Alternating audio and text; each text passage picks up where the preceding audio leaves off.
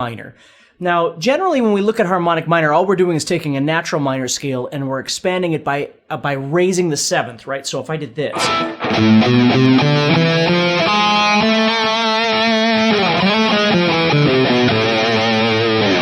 But that raised seventh is really powerful. Okay, now where can you use harmonic minor? That's always the question. Well, you can use it, obviously, if you ever are in a situation where you're in a minor key, you're using A minor, and let's say we're really in the key of C, right, which gives us the no sharps, no flats.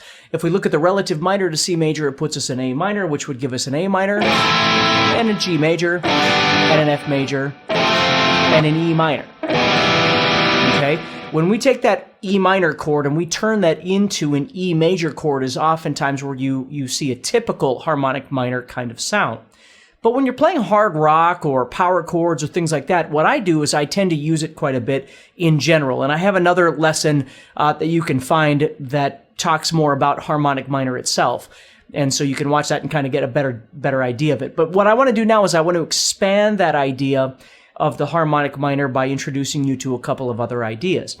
Now, in studying a lot of Yngwie Malmsteen stuff when I was a kid, I always found it interesting that in A minor, he would be playing A minor, A harmonic minor, and he would use A natural minor and different things like that too. And then he'd break into his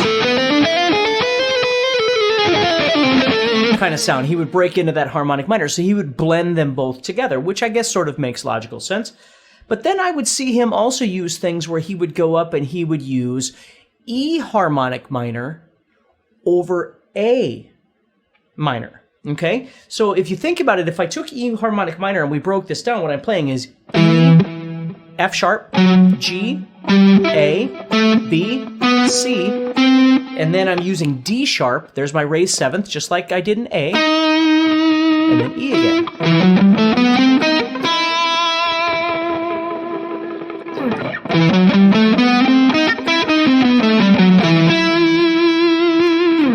Okay, well that makes sense for E, but if we were to take that and superimpose it over A, what do we get? Well, let's look at that.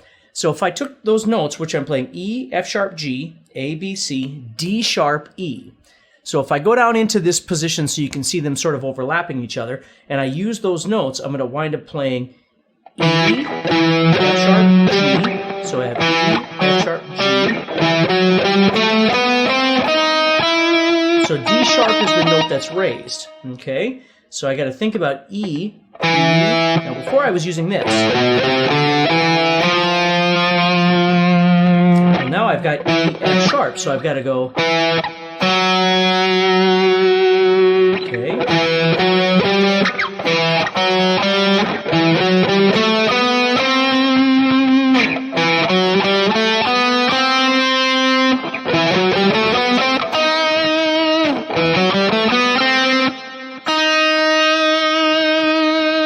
There's what it looks like overlapping the normal A harmonic minor. Now what I'm going to do is I'm going to take and move it further up the fretboard this way and make it even easier for you to see. All I'm really doing is playing A, B, C, D sharp, E. And then F sharp, G, A.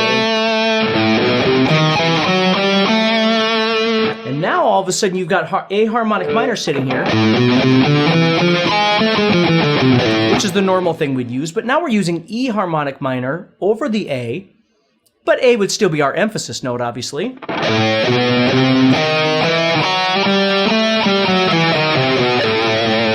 And what you wind up with is this really cool sound that's really like Dorian with a sharp 4 is really what you're doing. You're just playing the Dorian scale with a sharp 4. So I get...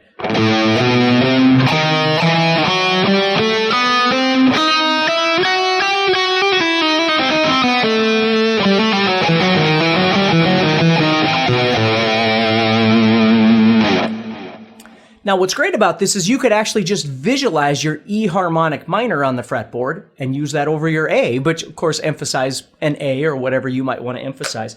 But your normal licks that you would do in E harmonic minor, or excuse me, in A harmonic minor, you could do those in E harmonic minor.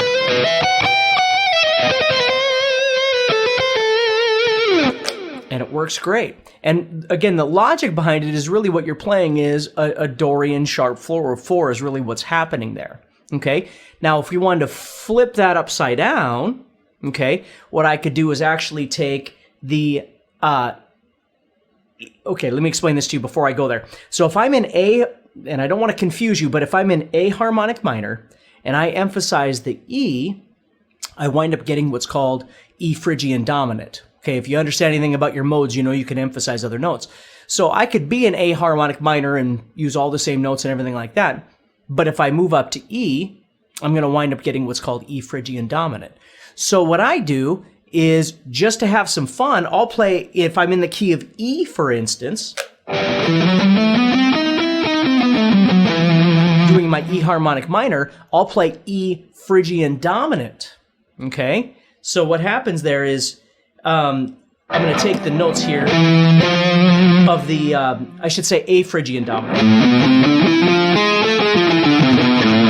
So I take those notes, A, B, C, D, F, G sharp, A. So I'm taking A harmonic minor and I'm superimposing it over the E. So I get A, B, C, D, E, F, G sharp, A, E, F, G sharp, A, B, C. And I'll use the notes of A harmonic minor over the top of the E harmonic minor, and I get this.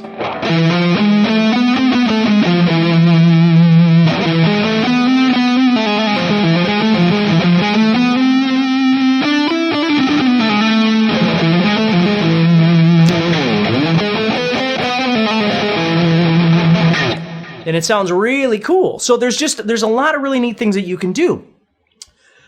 Now, I don't want you to think that all of this has to be embedded in logic. What I want you to do is think about the situation that you might find yourself in. Now, if you're always playing in blues, this isn't really going to do you any good, right?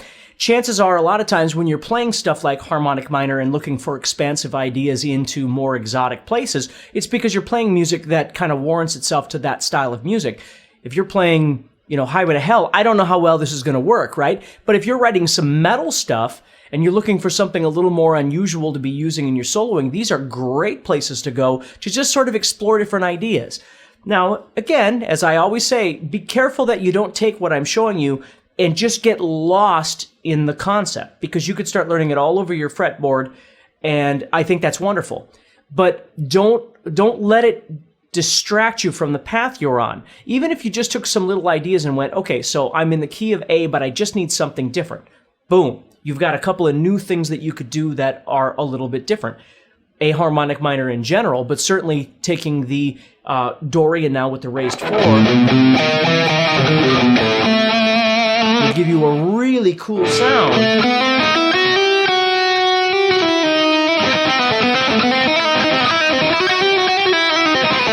Even for a couple of licks, right? Or you're going over to the E harmonic minor. And again, you could do the raised, the sharp 4 there too, right? So we could do the same thing when we come off there. We could do something like that. I mean, there's no limits to this. You just got to kind of break out of that logical place that you live oftentimes. But we could also take the A harmonic minor and superimpose it over E. And get some super cool sounds that way too. Okay, so just some things to think about a little bit to keep you expanding, keep you creative, and again, don't bury yourself. Just use it to a way that in a way that makes sense to you in the time that you've got. So take care, stay positive, and I'll talk to you soon.